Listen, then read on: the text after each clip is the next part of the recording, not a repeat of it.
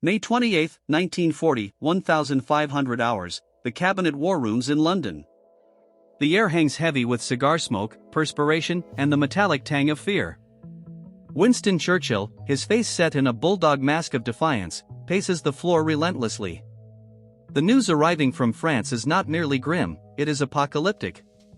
The British Expeditionary Force is trapped, and the evacuation at Dunkirk has begun, a desperate gamble to rescue a shattered army. France is collapsing. Belgium has capitulated. Holland is crushed. Norway is gone. Britain now stands alone, a small island facing the seemingly invincible Nazi war machine that has overrun Europe in a matter of weeks. The German High Command is finalizing plans for Operation Sea Lion, the invasion of Great Britain. The conventional war, the war of gentlemen with battle lines and declared fronts, is finished, and Britain has lost it. As the first bombs of the Blitz begin to fall, ripping into the heart of London, Churchill convenes a secret meeting.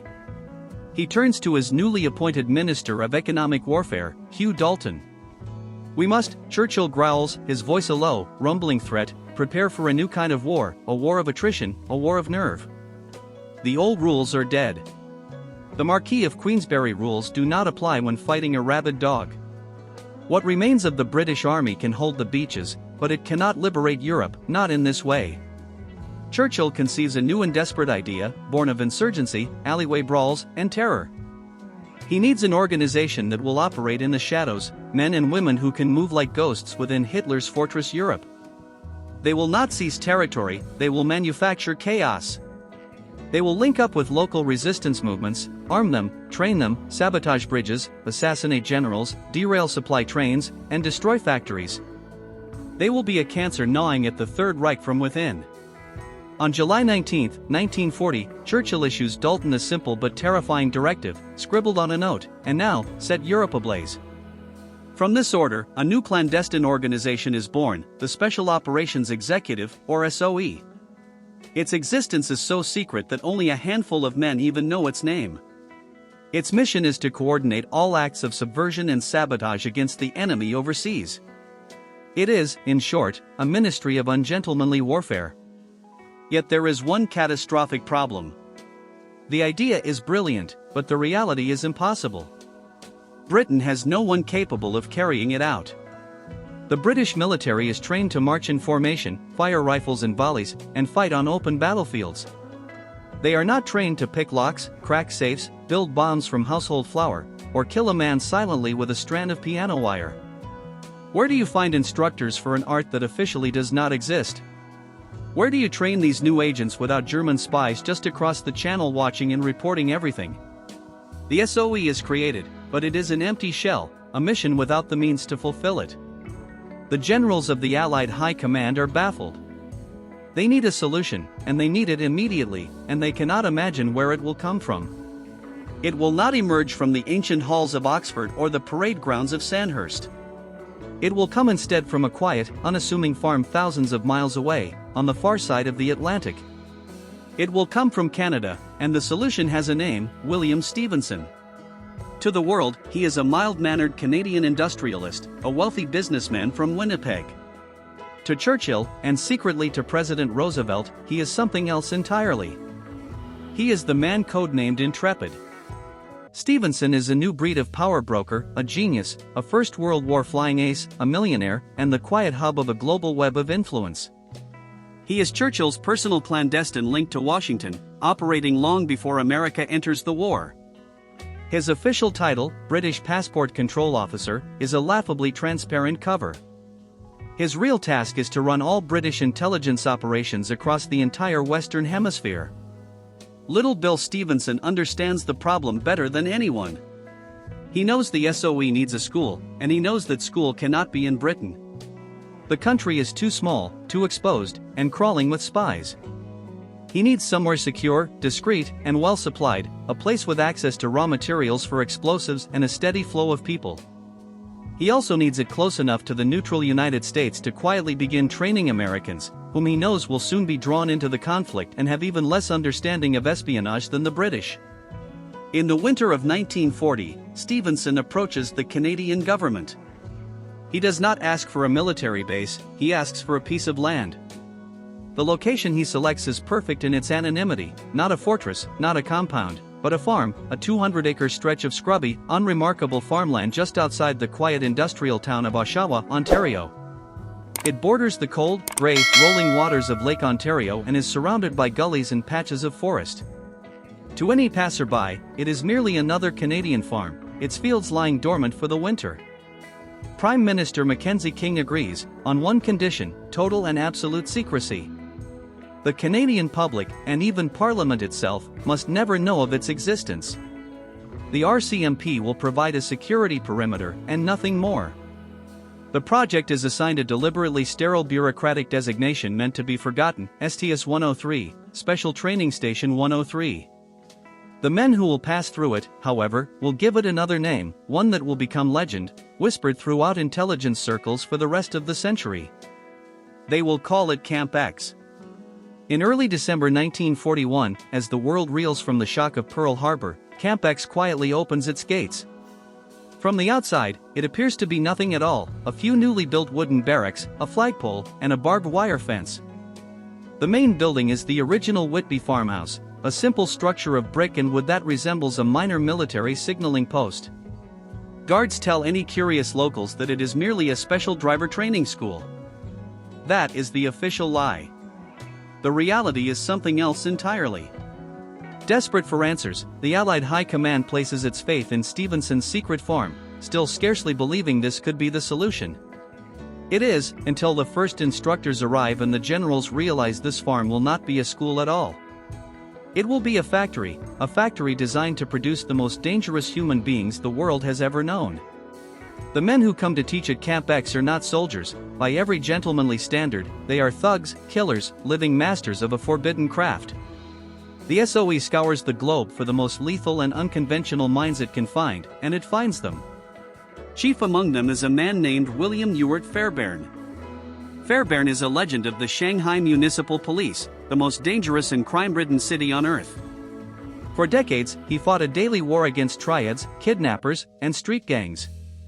He is a small, quiet, bespectacled man who looks more like a librarian than a warrior, yet he may be the most dangerous man alive.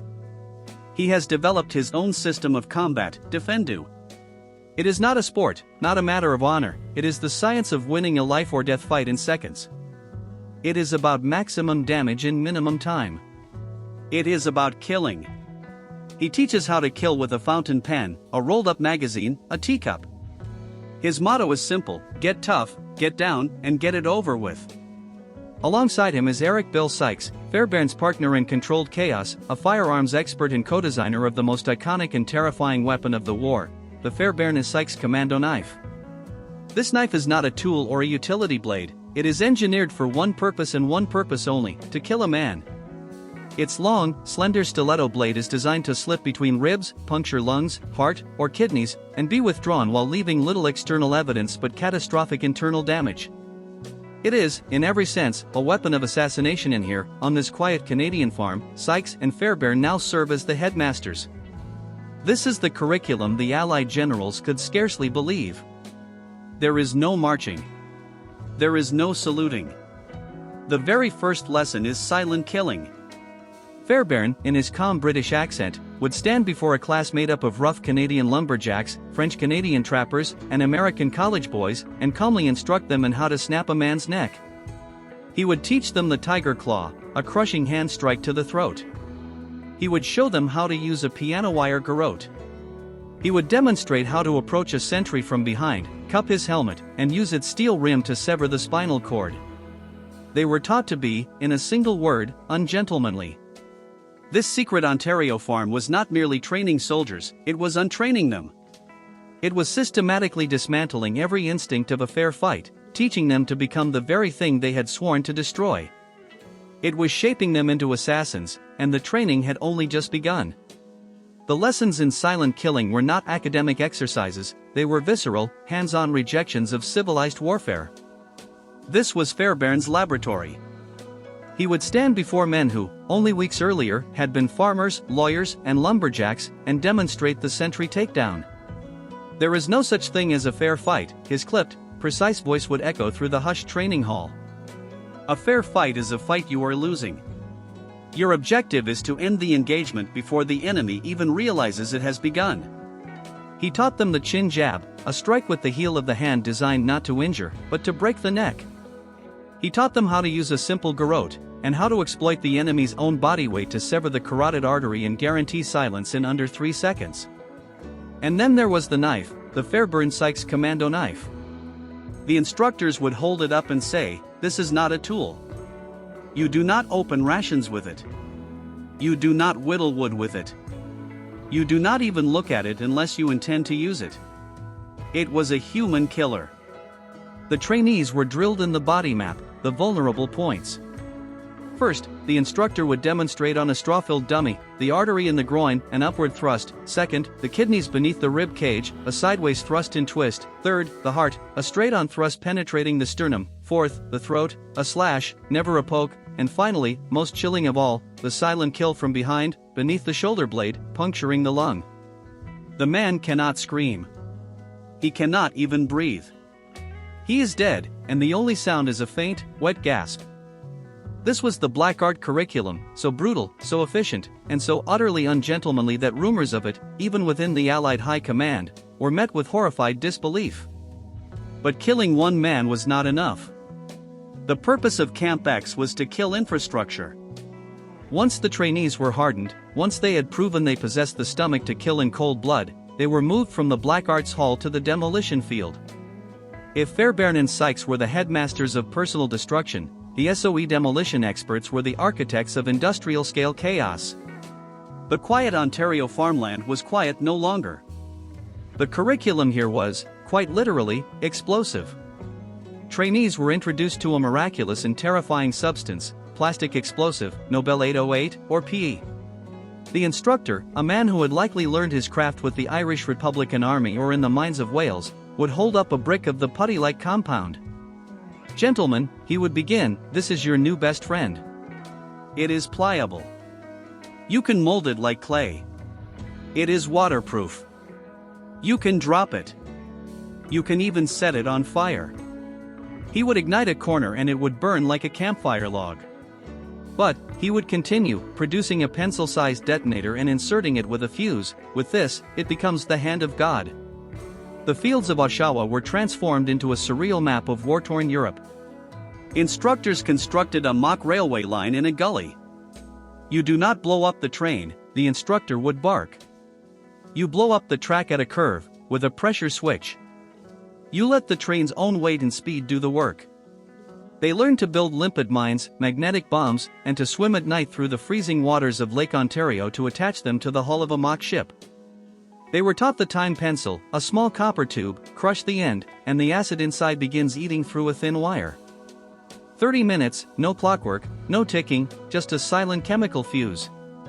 They were taught improvised explosives, how to make a powerful bomb from nothing at all, flour, sugar, potassium nitrate, all purchased at a local shop. Mix them, and you have a bomb. Add a watch, a battery, a few wires, and you have a timer. This was forbidden knowledge, training that Allied generals raised on cavalry charges and battlefield etiquette could scarcely believe was being authorized. They were not training soldiers. They were creating a new hybrid terror, a man with the silent killing skills of an assassin, the lockpicking and safe-cracking abilities of a master burglar, and the demolition expertise of a rogue engineer. And this lethal new curriculum began to draw attention. In the spring of 1942, a very special visitor arrived at Camp X. He did not resemble the other trainees. Those men were rough-hewn Yugoslav partisans, Italian socialists, French-Canadian lumberjacks, chosen because their faces and languages could blend effortlessly into occupied Europe. This man was different. He was tall, aristocratic, wearing the immaculate uniform of a Royal Navy commander. His name was Ian Fleming. Fleming was not there to train. He was a senior aide to the Director of Naval Intelligence, present on behalf of William Stevenson, codenamed Intrepid, to observe and to learn. He was, in essence, a student of the students. Standing at the edge of the woods with a cigarette holder clenched between his teeth, he watched. He watched Fairbairn teach a man how to kill with a hat. He watched demolition experts show agents how to build a bomb inside a wine bottle. He observed the spycraft division, the lockpicking labs, the radio transmission rooms, and the forgery departments where artists produced flawless fake Gestapo documents. He was witnessing the birth of Q Branch. For the first time in his life, he was seeing the real-world application of black propaganda, assassination, and high-tech gadgetry. He was watching the theory of a license to kill being put into practice on a quiet Canadian farm. Fleming took meticulous notes, and from the mud, the blood, and the high explosives of Camp X, the character of James Bond was born. The Allied High Command was no longer skeptical. They were transformed. The secret farm was succeeding. It was taking raw recruits and, through a brutal 6-week crucible, forging them into the world's most elite and lethal agents. Men were graduating and being sent back into Europe, and the reports soon began to arrive. A bridge in Yugoslavia vital to German supply lines simply vanished. A high-ranking Gestapo chief in Prague was assassinated. A U-boat factory in Norway was sabotaged. The impossible solution was proving to be an astonishing triumph. But what the generals, what Ian Fleming, and even most of the trainees themselves did not realize was that the school was a cover, an ingenious and perfectly executed distraction. The true purpose of Camp X, its most vital and forbidden secret, was not the men it trained to kill. It was something far more powerful, a secret hidden in plain sight, one that would not be fully understood for another 50 years. The most important secret at Camp X was a broadcast antenna. The assassin's school was a masterstroke of deception. The explosions, the gunfire, the brutal invisible training were all real, but they also formed the perfect cover story, because the most important forbidden art taught at Camp X was not how to kill a man, but how to listen. The true mission of the secret farm was concealed within the original, unassuming farmhouse. While trainees learned how to garrote and strike, a quieter and far more consequential war was being fought in the reinforced basement below. This was the nerve center, codenamed Hydra, one of the most sophisticated and secret communications hubs of the entire war. The generals, the spies, even Ian Fleming had all focused on the human weapons being forged above ground, and they missed the real secret. This farm was not merely a school, it was the electronic ear of the Western Hemisphere. William Stevenson, codenamed Intrepid, had not chosen the Oshawa location solely for its isolation. He chose it for its geography. The flat, damp land along Lake Ontario created an ideal ground plane for radio signals, and its position in Canada made it the perfect midpoint to intercept high-frequency transmissions from Europe and relay them securely to Washington, London, and South America. Hydra operated inside that farmhouse 24 hours a day, 7 days a week, manned by a different kind of soldier. Many were young women from the Women's Royal Naval Service, the Wrens, linguists, mathematicians, and radio operators. They worked in windowless, soundproofed rooms, headphones clamped tight, tasked with pulling signal from noise and listening to the ether, which was overflowing with information. They intercepted everything: coded messages from German U-boats in the Atlantic, diplomatic traffic from the Japanese embassy in Berlin, weather reports from spy ships, and most critically, the high-speed encrypted communications of the German High Command's Enigma machines.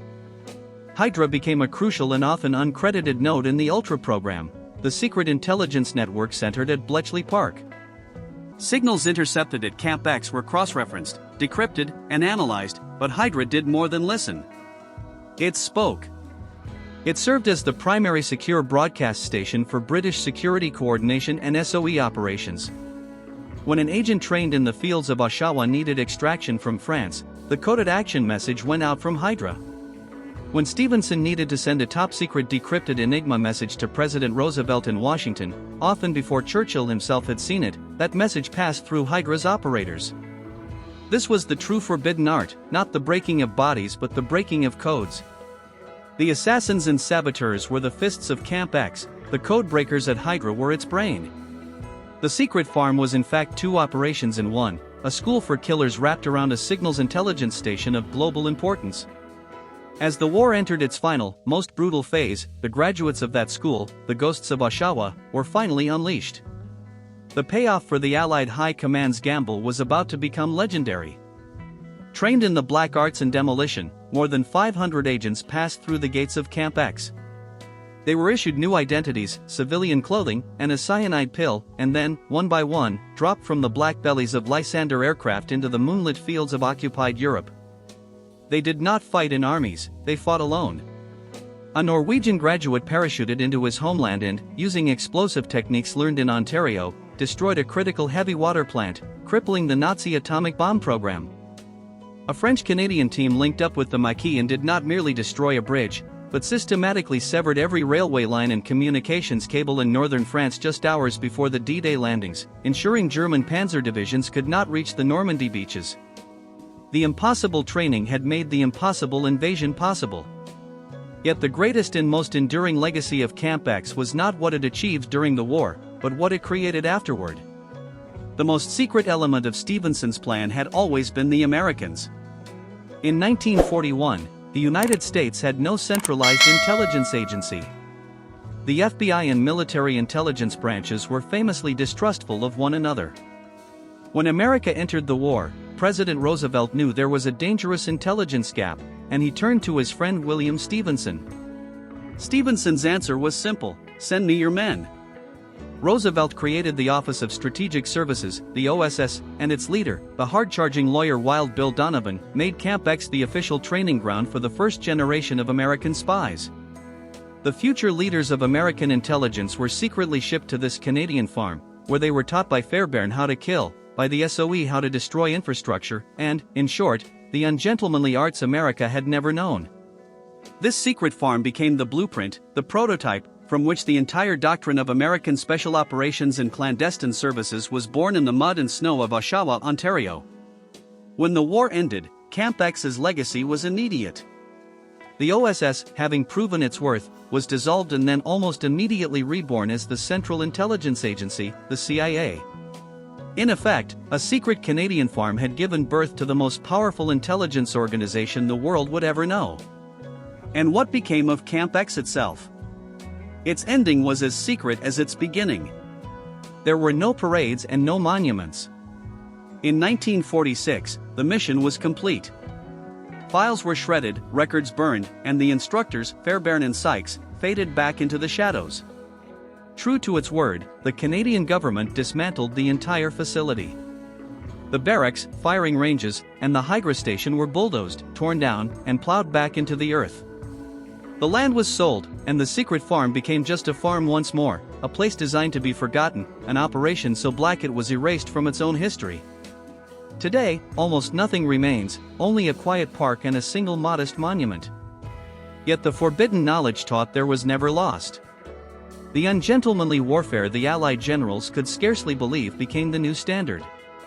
The ghosts of Oshawa are still with us, their techniques, methods, and philosophy defining the secret wars still fought every day in the shadows.